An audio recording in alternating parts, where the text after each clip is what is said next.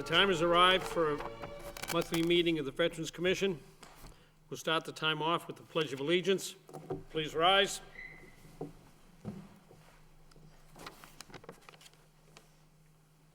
Pledge of Allegiance to the flag of the United States of America, and to the republic for which it stands, one nation, under God, indivisible, with liberty and justice for all. This time we'll have a moment of silence to remember those that have gone before us, those that are with us, and those that have passed away. It's very important that we remember them. This month was a remembrance of Pearl Harbor, December 7th, a very important day in our history. Many men and women have given their lives for the cause of peace.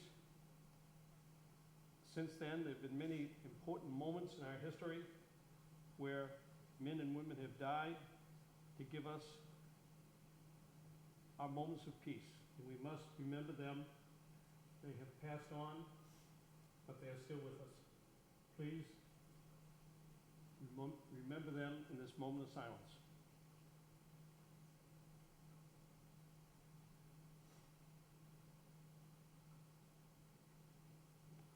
Thank you.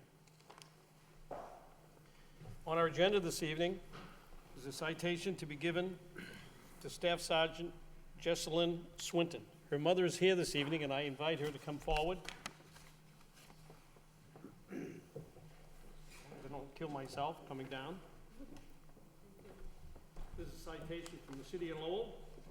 Why don't you step right there on the seal, the great seal of the city. This is a citation from the city of Lowell. Be it hereby known to all that the city of Lowell in this Commonwealth of Massachusetts hereby offers its sincere gratitude to Staff Sergeant Jesselyn Swinton for her service to the United States of America. Originally from Lowell, Jesselyn, am I pronouncing her name correctly? Yes. Jesselyn currently resides in Fontaine, Colorado. She works as a motor transport operator and serves as the new Brigade Executive Administrator for the 41st DSB headquarters. Her main duty is to assist the brigade staff with the day-to-day duties. She has been in the Army for 17 and a half years and a Rough Rider since September 2016 while balancing her work and family life. Swinton has successfully sponsored 2 soldiers at the promotion board, excelled in her new role at 41st DSB, and covered positions outside her assignment. The entire city of Lowell extends its deepest appreciation to Staff Sergeant Swinton for her commitment and service to the U.S. And she certainly represents Lowell and is a prime example of what Lowell has set forth for our country. Now, therefore, I, Mayor Edward J. Kennedy, hereby offer all the best to you, given this 14th day of December, 2016. It's signed by Edward J. Kennedy, Mayor, and endorsed by Daniel P. Rourke, Vice Chair, and the City Council.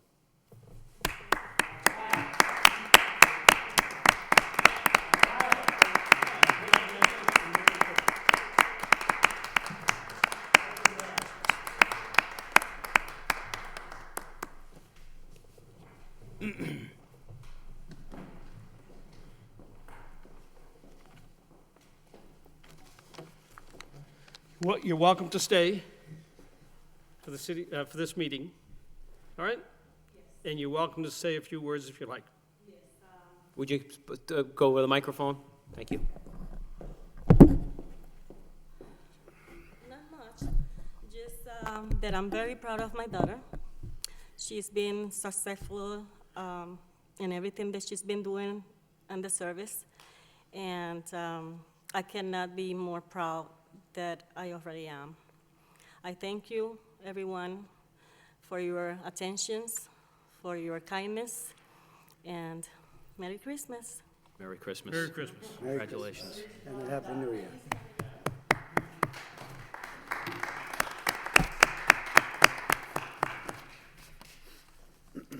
In front of you folks, commissioners, are the agenda for this evening. The first item under old business is an item from Commissioner James Hall, requests an update on the abatement of taxes through volunteerism. Mr. Hall. Mr. Chairman, thank you. I didn't know if we really wanted to go into depth on these. I really just wanted to put them down under old business, so when you went before the city council, we'd have memorialized what you were going to present as our ideas of progress. So I don't know if we really needed to discuss it tonight, but I think this is some of the stuff when you do go to the city council that you might bring up that we present as ideas. Okay. Anybody else have any comments to make relative to I'd that? like to make a motion to accept the old business requests as Commissioner Hall has stated, that it be formalized and brought forward to the council in an official report on behalf of the Veterans Commission. Good. Just as an update, this program would be administered through the Council on Aging. Michelle is the director of the Council on Aging. She currently administers that program with the elderly that are signed up for the program. And there's two limits. There's a maximum of $750 that they can use towards their taxes, the real estate taxes. And they have to have a maximum of 100 hours that they can contribute for volunteer service. And the veteran would have to meet the statutory age limit to apply. Right, if I may on that, I think what we're proposing is for the city council to consider not having an age limit, that if, there's a lot of younger veterans out there now from recent conflicts, and to provide them the opportunity to continue to serve even if they're under the age of 55, 65, or 70, but a 40-year-old sailor veteran, for example, would be able to do some community service to abate their taxes. The city council would have to vote on that exemption. And Correct. that's why I guess I wanted to have them down here for you and the vice chairman, whenever you go to the city council, to propose this as an idea that we thought of. Right. Okay. The second one is, again by you, Mr. Hall, Sure. request an update on the Home Act for voluntary contributions in the tax bill. The mayor would like that program to be administered by Eric Lamache. Yes. So there is some discussion by the city council with Eric Lamache on that, and we'll have some feedback to come back at a future meeting. Right, I guess what I envision on this is presently I've seen in other towns that through your property taxes, there's the potential to make a voluntary contribution. I think it would be great, for example, if the solicitor's office could research to see if it'd be an option to also use your excise tax for your motor vehicle. And then hopefully it would be legally sufficient for the monies to be held in a Lowell account for Mr. Lamache, basically to receive applications, and then possibly if there was an appellate body needed, then perhaps this commission or even the city council could review decisions if there was an appeal. Right.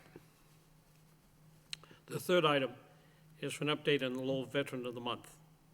I spoke with Eric relative to this, and he had some ambiguity as to how this would be administered.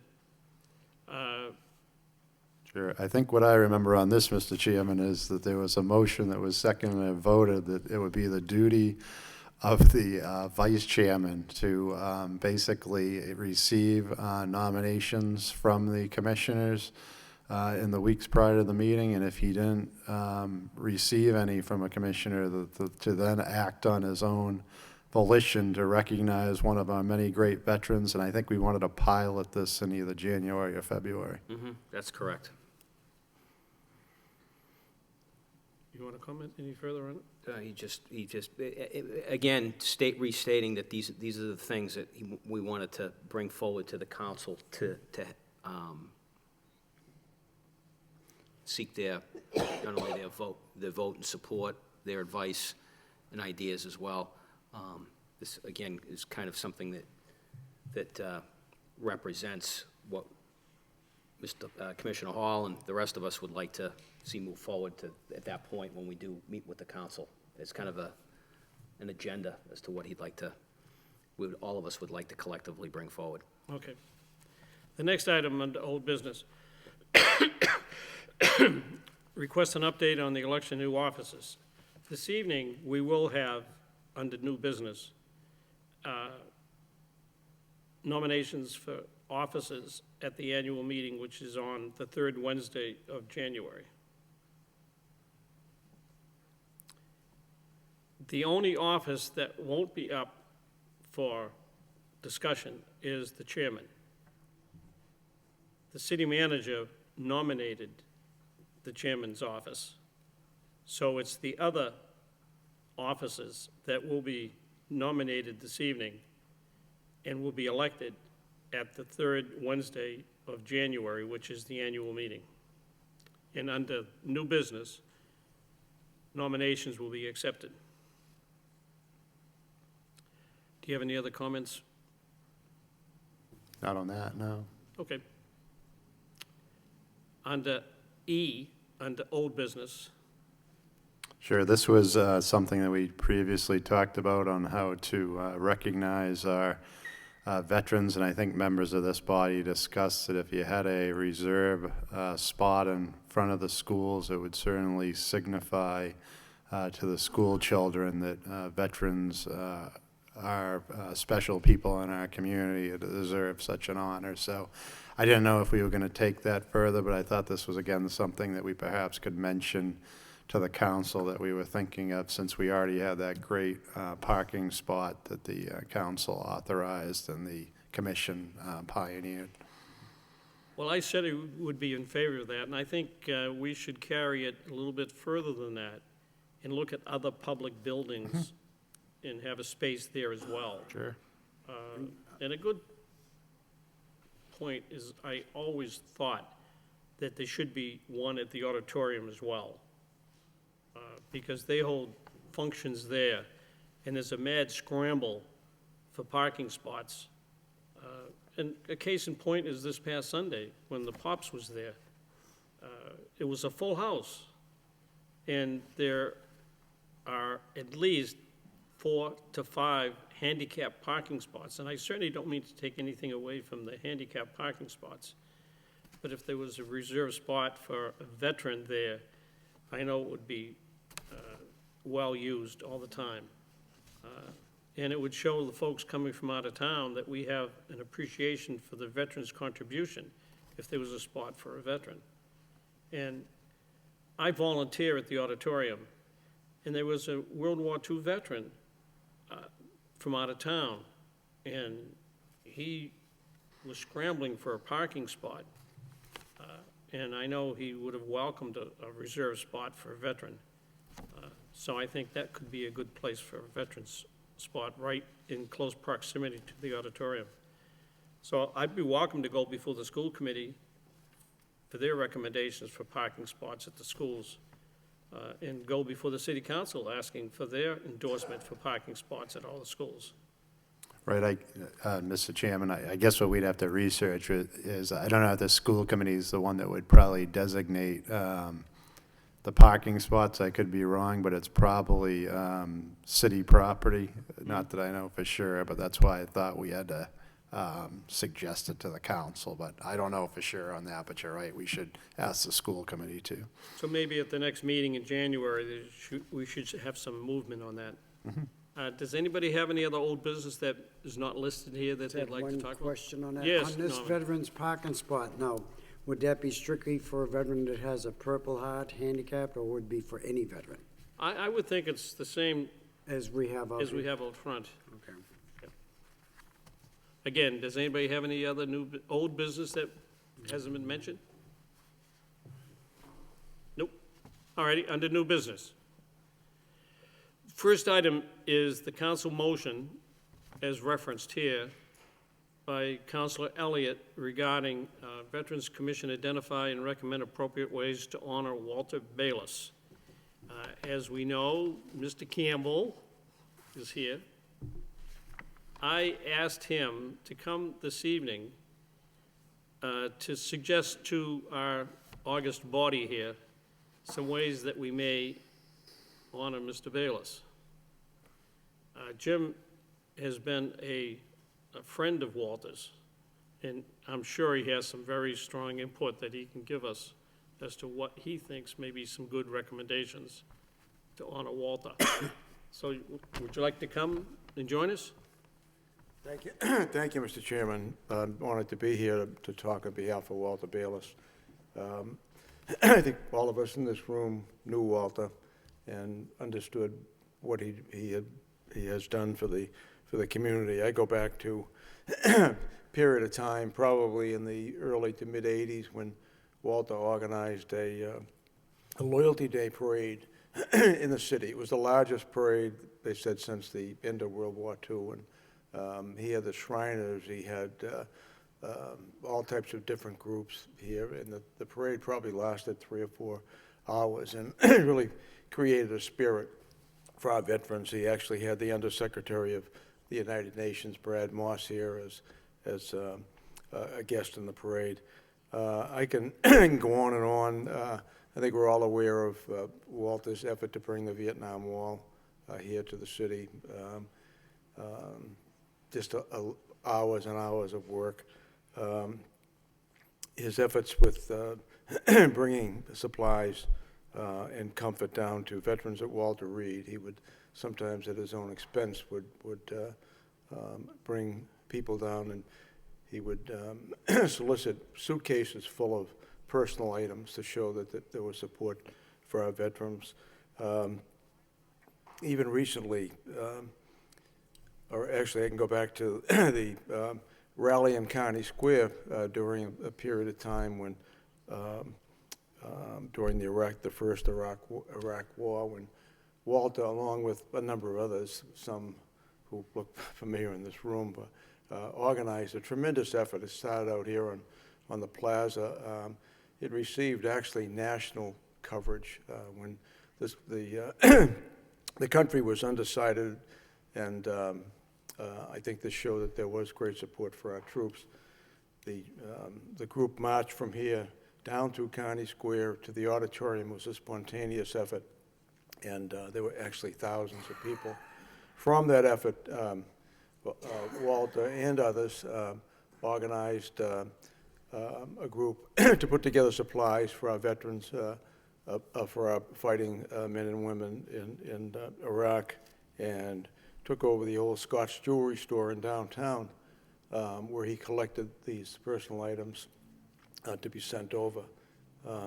Again, I can go on, but he certainly made an impact in the city, and I'd like to be part of working with all of you to have some type of a fitting effort. I mean, it didn't stop those times that I mentioned. I mean, even recently, last year, when Walter has been in poor health for the last few years, but he managed to organize a group to put wreaths on the graves of veterans, even though it was cold weather and he was not in the best of health.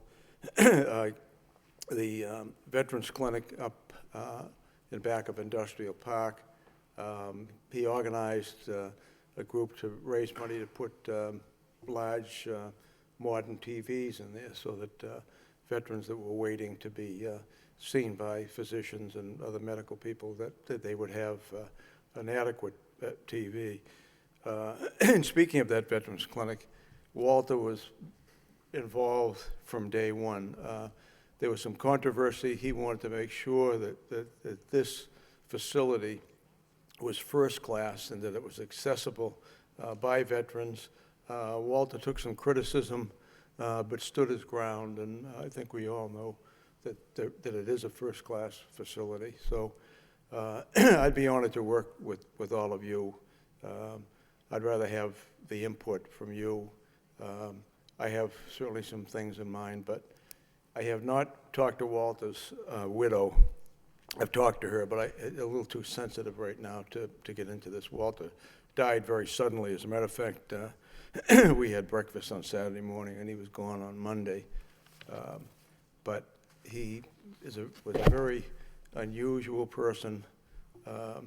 and was a great fighter for veterans and for our city. I mean, it just goes on and on. I can remember him organizing for events downtown, for different celebrations that we had. It'd always be the first one. When we had bike races in the downtown, if you can believe, we actually had bike races in the downtown. Walter would be there at 2 or 3 o'clock in the morning with a crew and putting up bales of hay and blockades for the street so the city didn't have enough money for overtime. And he just really made his presence felt. And I think the years he spent on the auditorium board, that he always made sure that facility remained what it was created for, to honor veterans. So I'd like to work with all of you. And I know Bill and I had a conversation about the Veterans Clinic itself. And, you know, I will discuss it with his family when I feel the time is appropriate. I'll probably approach his daughter first and then see how Ingrid is feeling and talk with her. And if I could communicate with Bill, I think that would be helpful to try and honor the City Council's recommendation that an appropriate memorial be established. I'd be glad to answer any questions that you might have. I briefly talked with Fred Healy today. Yes. And he wanted to get involved in some way, Oh, some good, fashion. good, yeah. He talked to me, he was thinking of the monument should possibly go at Tyler Park. Mm-hmm. And he talked about that, and he just asked me to take some notes tonight. But he definitely would like to be involved in some shape, form, or whatever. He was supposed to come to the meeting tonight, but he had another commitment and he couldn't make it. Otherwise, he would have been here. Yes. Yeah, Fred would be. Fred definitely, Yeah. yeah, he's a great guy. Yeah. And was Walter's business partner. Yeah. Who was that, Norman? Fred Healy, he's the owner of the Bayless Funeral Home now. Fred Healy? Yeah, he bought it, I forget how many years ago, 7? Sure. Yeah, it's probably been 7 or 8 years Yeah, now, I think. he's owned it for about 7, 8 years. But the name will never come down, Bayless. Sure. He'll always keep that name on it now. Well, he was a great guy. Yes, he was. And he left his mark, Commissioner. certainly in the city of Lowell, and it should be honored. But just stay there, Jim, don't leave. Bill, do you have any questions, any comments? No, to say, I concur with Norm about Fred Haley wanted to get involved, and I had talked to Fred as well, and he was definitely all for it, so he'll help us any way we can. Okay, how about you, Frank, do you have any comments? I concur with my colleagues. You know, I'm on the same team as them. I worked out of Bayless Funeral Home for honor guard funeral services, and that's how I got to know him. He's a upstanding citizen, fantastic. Always treated the veteran as number one. You know, and he always pulled from his own pockets if any service was going to come short. When it came to the veteran side, I do believe this should be pushed and honor him in such a manner. How about you, Jay, do you have any comments? Other than wanting to endorse some kind of an appropriate memorial for his, Jay, could you just turn on make sure your mic, sorry. no, I'm certainly in favor of endorsing some kind of an appropriate memorial for his great service to veterans in the community. I'll just wait and see what the other suggestions would be as far as the specifics. I guess I concur with Mr. Campbell's comments. I think Wally was not only an awesome citizen of Lowell, but a great American. And personally, when I got off active duty, he was probably one of the most supportive people to me coming back to Lowell. And I enjoyed all my conversations with him, and he's certainly going to be missed for decades. And I'd fully support any sort of monument that we could support. How about you, Kyle? I apologize, but I don't know Walter personally, but it sounds like he's a great guy, and if we're willing to support him, then I'm all in for it. Good, how about you, Roland?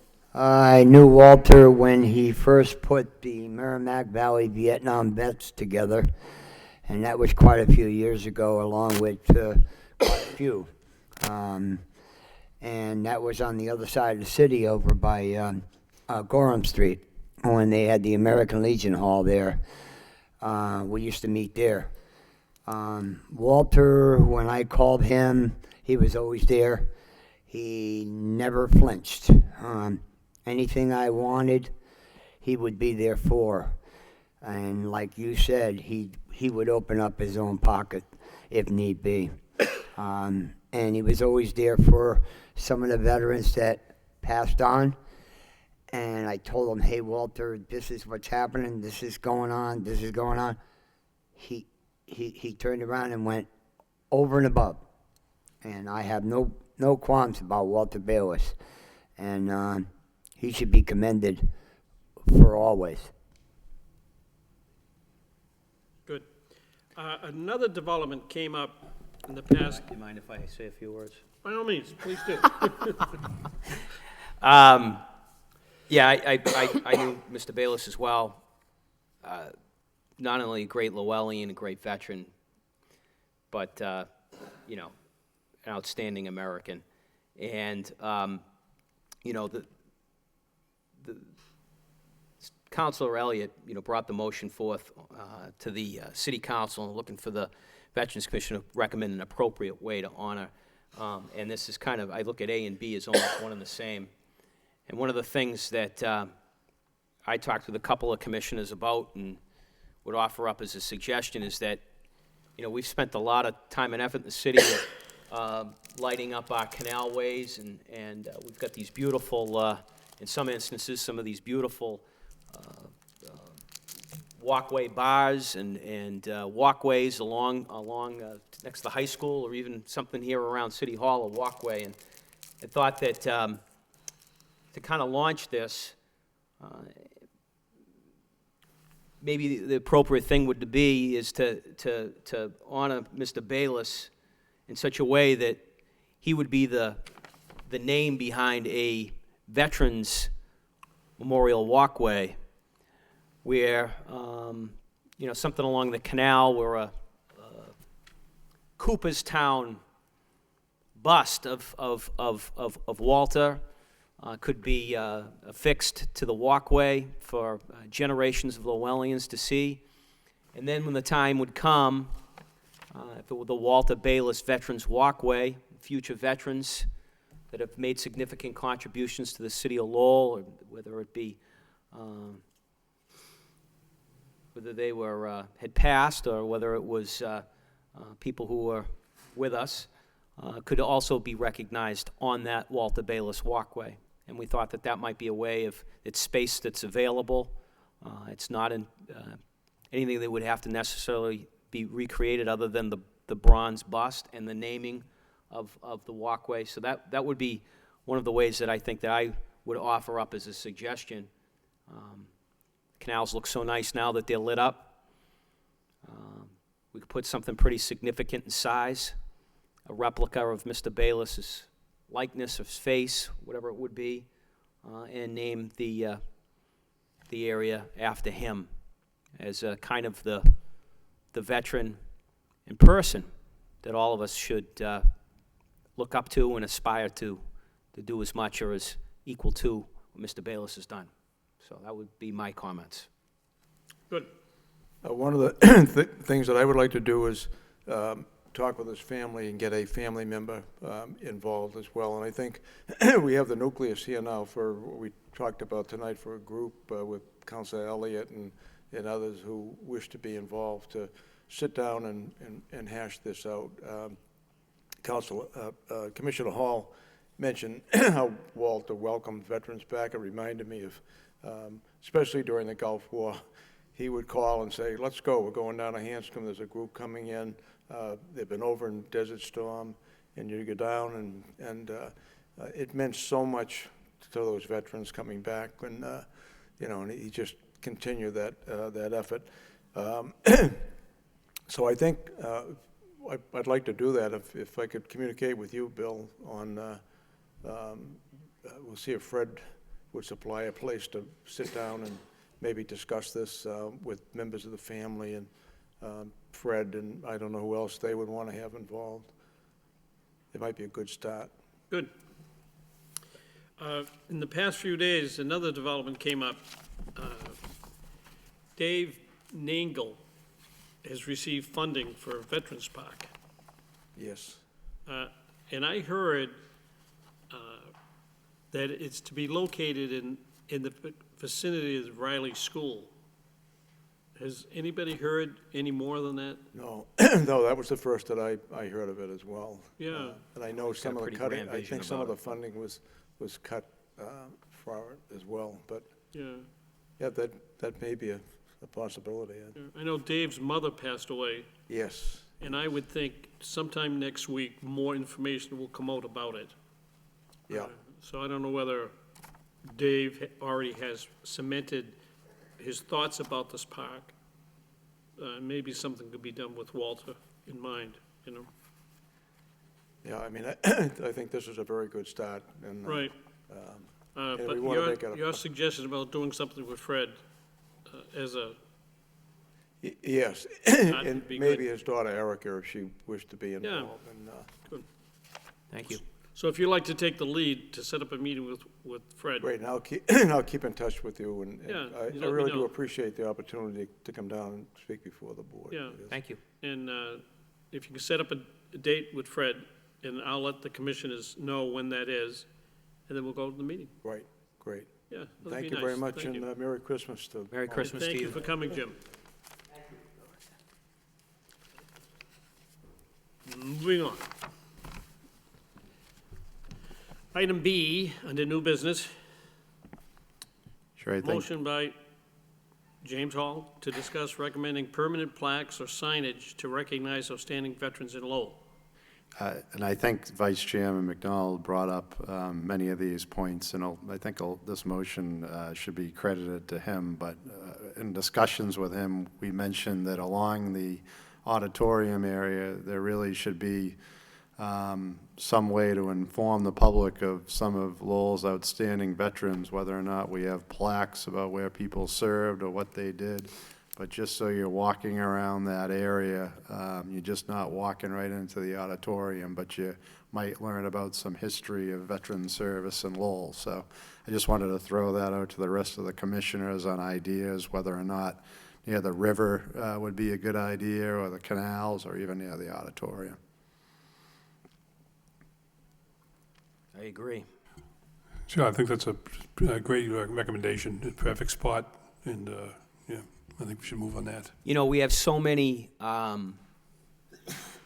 people throughout our history that have contributed so much to our country and have served our country, that I think that that's what the auditorium was built to recognize. But I think we could certainly do a lot more, and whether it's the auditorium or even other areas in the city, I think more areas is best. And I like to see things that we've started or have already accomplished with the parking spots and different things. That I'd like Lowell to be, it's the first city in the Commonwealth to have a Veterans Commission. We have something pretty special here if we decide to do something special with it. And I think that it gives us an opportunity to be the city in Massachusetts that shows the rest of the Commonwealth, leads the way as to how we respect and treat our veterans. I guess, Mr. Chairman, I think the best way to handle this is probably to add this to the list of old business, that when you go to the city council with the vice chairman and talk about things we've discussed, that maybe you could bring this up as an option too for the council to consider. Okay, good. Do we get a vote on that motion? Second. Okay, All in favor, aye. all in favor? Aye. Aye. Well, let's not put the cart in front of the horse, okay? Motion by Jim Hall, seconded by Mr. Jay Gaffney. Gaffney.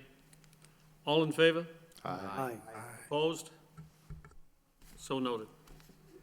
Item C, Sure, and I think Vice Chairman McDonald summed this up when he said that we have a very special situation here where we have a city council that saw it important enough to have the only municipal veterans commission in the whole state. And I know everyone on this body before I arrived, former Mayor Elliott, the current mayor, the city manager, it seems that any time that we think of something to honor veterans, they're there in full support, and then even with more than we might have even envisioned. So I thought it appropriate to make an official motion to have the chairman just send a letter to the council, the mayor, and the city manager, and thank them for their never-ending support. Good. I'd second that motion. I will speak to Celine tomorrow, and we'll put that letter together. Thank you, Send sir. it. Thank you. D. We gotta vote on it, though. Okay, we'll vote on it. All those in favor?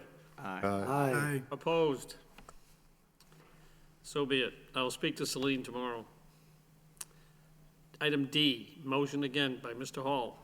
Sure, and I've had some discussions again, I've got to give Vice Chairman McDonald some credit on this as well, too, but in our never-ending discussions on how we can help out veterans. But I've noticed, too, that there are a lot of unscrupulous individuals, not only in Massachusetts, but throughout the country, that are setting up sham websites in order to solicit money that ultimately isn't going to veterans or even those that they purport to help. And I thought it may be of some help for the only Veterans Commission in the Commonwealth of Massachusetts in a municipality to just at least send a letter to the Attorney General and ask that they spend some special attention in weeding out websites that may be stealing money from individuals who are intending to help veterans.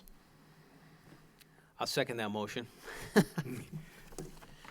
Do we have any indication that's actually happening? I think they do have that, Mr. Chairman. There are laws on the books that would allow someone to prosecute someone who's representing that they are a veteran or are in need when they're not a veteran. And additionally, it would be fraud if you're collecting money under false pretenses when you're not distributing it. So I'm sure the Attorney General and the district's attorneys would love to prosecute individuals that are stealing like this, but I think it would be helpful if at least they got a letter saying, you know, could you pay attention to this during the holiday season, or at least put an extra set of eyes on this sort of activity. I know when speaking with Secretary of Veteran Services, Francisco Urena, that he has had many concerns about many organizations that are using the cloak of a veterans fundraiser to rip people off. So we know it exists, and I think he would be a person that we would carbon copy a letter to as well, or write a separate letter to make him aware of if we do actually send a letter to the Attorney General. I'm sure that's something he'd like to contribute his knowledge and resources towards. Good. All righty. Okay, vote on that. I second the motion. Okay. Motion made by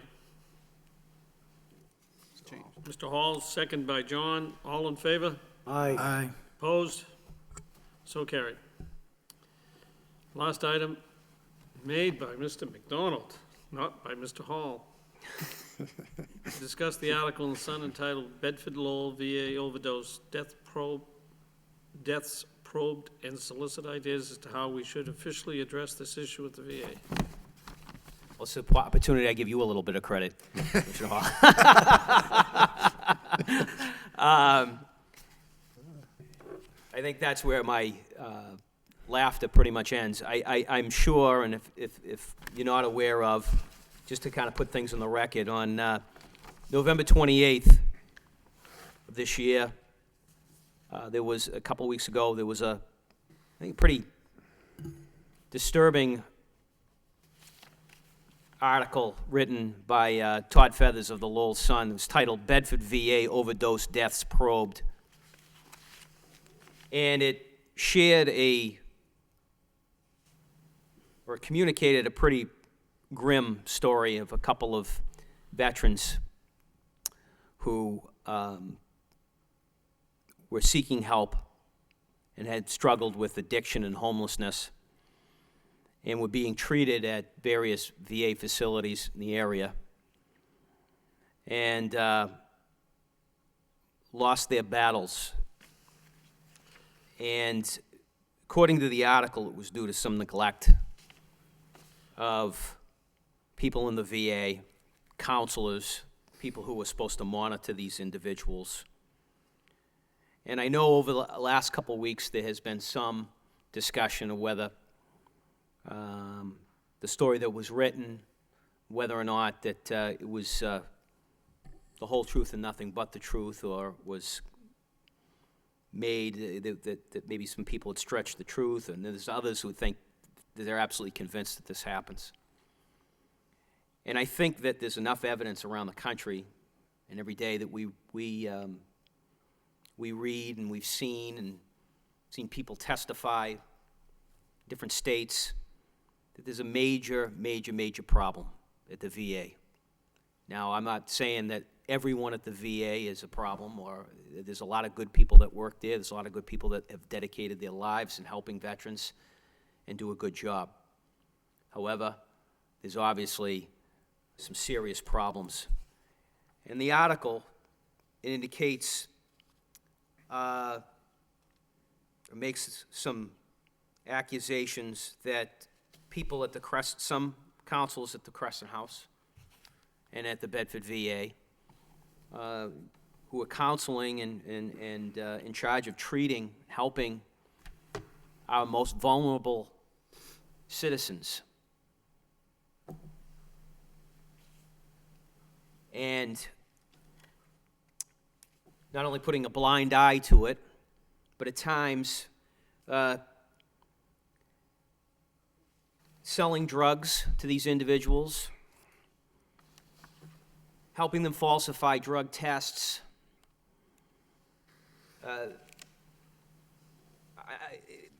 I'm sure everyone's read the article. And I'm going to solicit the opinions of my fellow commissioners. I'm going to invite anyone here that is here that wants to speak. But, you know, I'm going to make a couple comments first. That I've talked with enough people here in the city of Lowell, or people that have been involved with the VA, to know that there are deficiencies, and that these things, at some extent, sometime, have happened. And this story was extremely disturbing to me, and I'm sure a lot of other people. And it happened right here under our noses here in Lowell, a place where we're really starting to have a real active veterans community. You know, these veterans they're our brothers and sisters. And we're a commission that I feel we have an obligation to take some sort of action. I don't know where our powers really begin or where they end.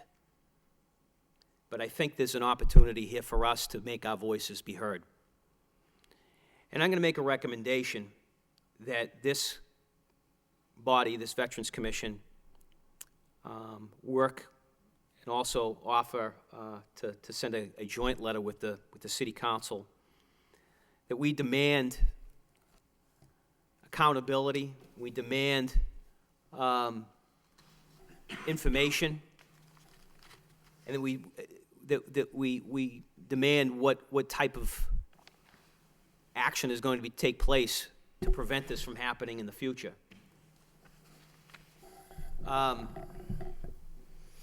It is the most immoral, outrageous thing that I think anyone could ever do to another human being, is if they are in your care, and you are in charge of helping that person with the struggles of addiction, the weakest moments in their life, and you contribute to that, I think is the most outrageous thing I've ever heard, and I think that anyone could ever do. So I'm going to ask that the commission send a letter to the VA secretary, the local, whoever's in charge of the local Bedford VA, our Secretary of Veteran Services here in conjunction with the City Council for immediate change and accountability. And I'm also further asked that this commission work with local state representatives, because I realize that this is also a federal issue. But we can only really change what happens here in Massachusetts.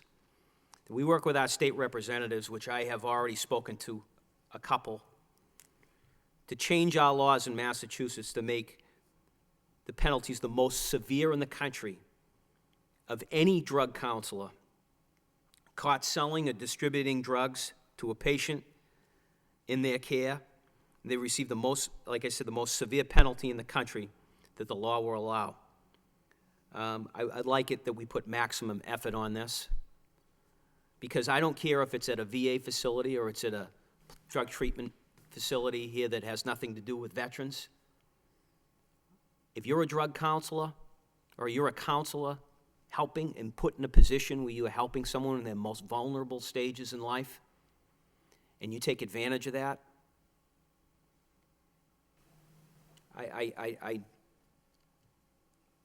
I think we have to make a stand. I think it's time we take some strong, hard stances as much as we can as a commission, so we can safeguard and protect our veterans and other people in this Commonwealth. And those are the comments that I have. Thank you. The article mentioned an investigation, and I think you... Is your microphone on? I'm sorry.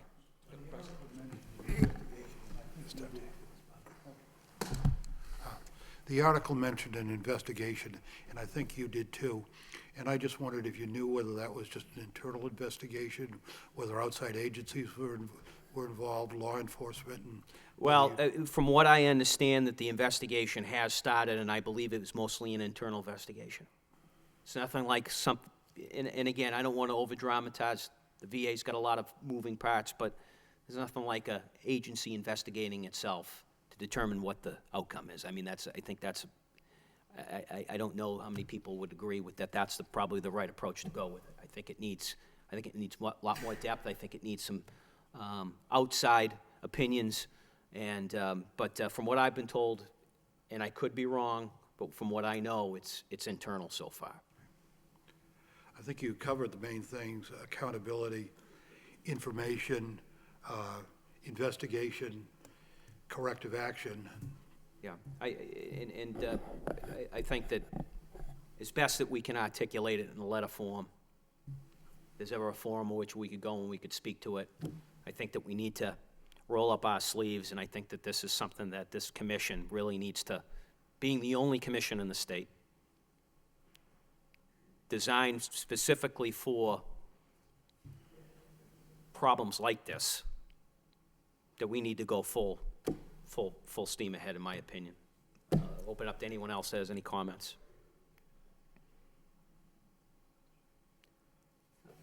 Do we have anybody here that in our audience that would like to speak? I would, but I don't want to. We've got 10 minutes. I thought he said 10 minutes we were leaving. We will in 10 We minutes. will, it's, Leave in 10 minutes. it's, about 10 minutes to 7, we'll move and recess into the other room. And we have one commissioner that will be leaving. It's 10 minutes to 7. Another minute. Yeah. Why don't we go until, Pardon? sorry to jump in, but can we go until 5 hours? Sure, 5 of. Okay. Good evening, my name's Chuck Kruger. I'd like to start off with reading something I wrote while I was a patient at the Bedford VA. It's entitled, While Staying at the Bedford VA. While staying at the Bedford VA hospital, I've had the chance to be served many meals. Some I've really enjoyed and others I've absolutely refused to eat.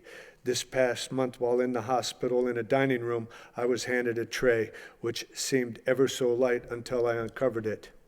That is when the tray became so heavy. I could tell that this was going to be no easy meal to swallow, and even harder one for my mind and body to digest. On the plate were 2 heaping portions of truthfulness and honesty, garnished with guilt and denial. For dessert, there was a beautiful dish of crow with a fresh sprig of promise. To wash it all down was a cool glass of humility. I took my meal to a place I'd never been before, a quiet place under a mighty oak where I could sit and enjoy my meal. After finishing, I leaned back against the oak tree for the support that I needed while I thought about the meal I just ate. As I did so, I listened to the music that surrounded me and concluded that one cannot always be a mighty oak and provide shelter and shade from all the elements. Sometimes one has to be a single blade of grass to protect the soil from erosion for which the oak must have to grow, with its roots deep down in the earth to keep it from falling over. With this in mind, I would like to thank my fallen veteran for bringing me this tray and helping me in my recovery. Thank you and goodbye, Mark B. October 10th, 2014, I woke up with a bad case of DTs at approximately 2:30 in the morning, and I went to the Bedford VA later on that day for my 5th treatment in the VA. My first 2 was while I was in the military.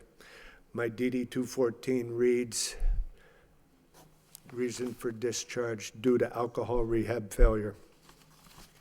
This gentleman, Mark B., and I were in the program, and when you're in a program, you have chores, and one of his first chores was to pass out meal trays.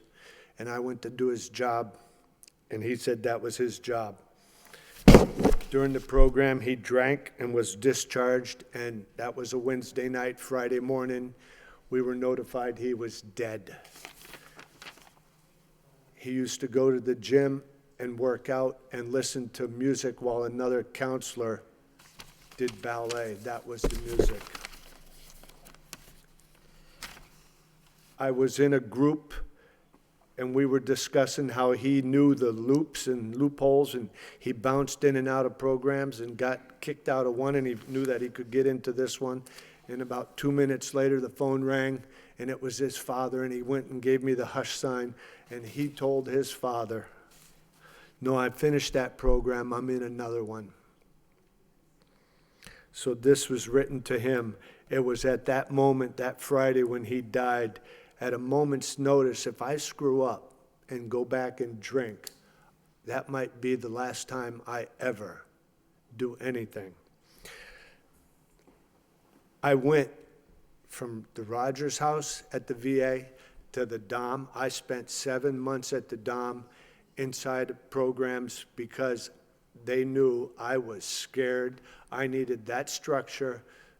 That's why I was there for so long, until Crescent House opened up for me to get into. I found out that I was eligible for school and entitled, and I did that. I have 1 semester left. I know that parts of this article that were written, part of it's not right because I was at Crescent House when Reggie Miller died. He drove us back from work that day. It was not hours, it was probably just over an hour from, I don't know when the last person saw him.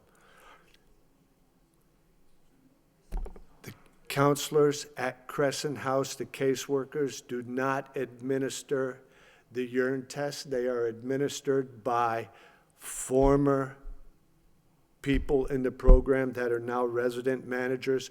I do not know the validity behind all that. I do know that I am thankful for my advancement, what I've got now, the program, for everything. I'm still going to school. I work with Roland in the Helping Hand Veteran. I help those that help us. I'm volunteer. I'm a Santa in the community this season, giving back to those that gave to the Helping Hand Veteran. I was recommended by my caseworker to go see Dr. Drebbing. His name is mentioned in the article. I volunteer every 5 weeks at the VA, speaking to those in the group, how to integrate back into the community. I do what I have to do. There are problems with the VA, yes. Do I know how to fix them? No. Does it need to be fixed? Yes. Where we start, I don't know. God bless you. Thank you. Thank you very much. At this point, the Veterans Commission meeting is being recessed to meet in the mayor's reception room. Thank you very much. We'll adjourn and recess in the mayor's reception room.